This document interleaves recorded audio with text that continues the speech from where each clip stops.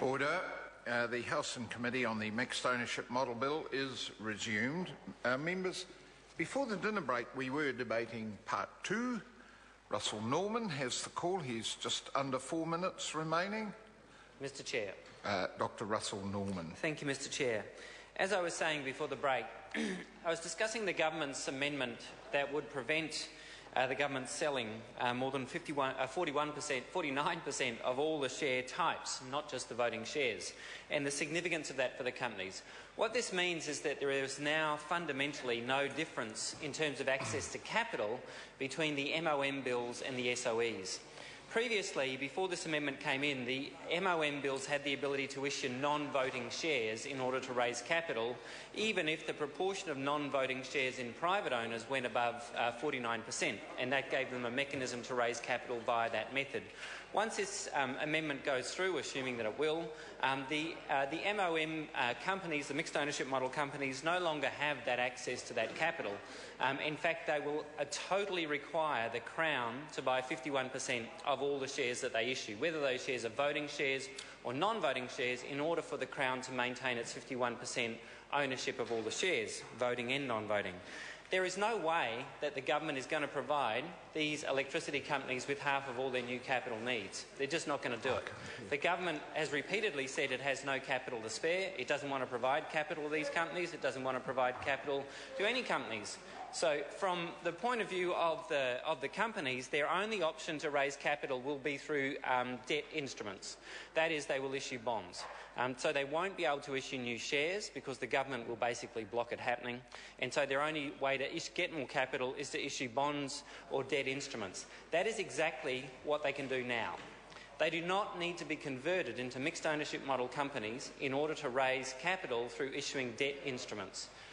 The only new opportunity that they were provided to raise capital was through in becoming mixed ownership model companies, was that they could issue new equity instruments. But because the government will not be willing to fork over new capital to buy the necessary 51% of all the shares that these companies may issue, there's no way the government will allow them to do that. It fundamentally undermines the basic rationale of the entire reason that the government started down this path. The next issue I want to talk about, Mr Chair, is about the issue of appropriations. Now, the government has been floating in this House and elsewhere the idea that they will be issuing bonus shares, if you like. So it's a loyalty program, and what that means is that bonus shares are that if you purchase 15 shares and you keep them for a certain amount of time, then after that you will be given a bonus share, a 16th share for free. Now, the bonus share doesn't come for free from the point of view of the seller of the asset. From the point of view of the seller of the asset, they are basically giving away money. And so the Crown does not have the legal ability to give away money without getting an appropriation from this Parliament. Under the Constitution Act... Point of order.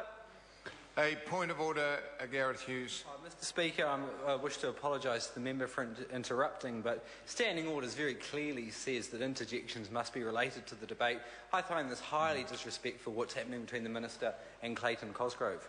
I don't think the member is a minister, I think he's a member, but the point is well made that there shouldn't be interjections going backwards and forwards. So, Russell Norman.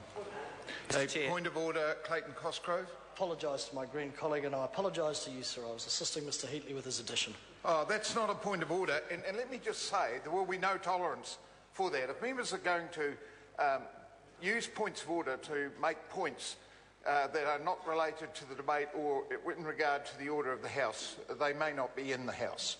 Let's have some decorum. Mr Chair. Mr Chair, the important point here is that the shares, the free shares that the government will be issuing are essentially an expense on the government account. They don't come free. Someone has to pay for them, and the people that pay for them is the government itself. Now, under the Constitution Act, you simply cannot make expenses on the Crown account without parliamentary authority. Mr Chair. Louise Mr Chair. Upston. I move that the question be now put. Chris Farfoy. Call for part 2 of the mixed ownership model. Mr Chair, this bill is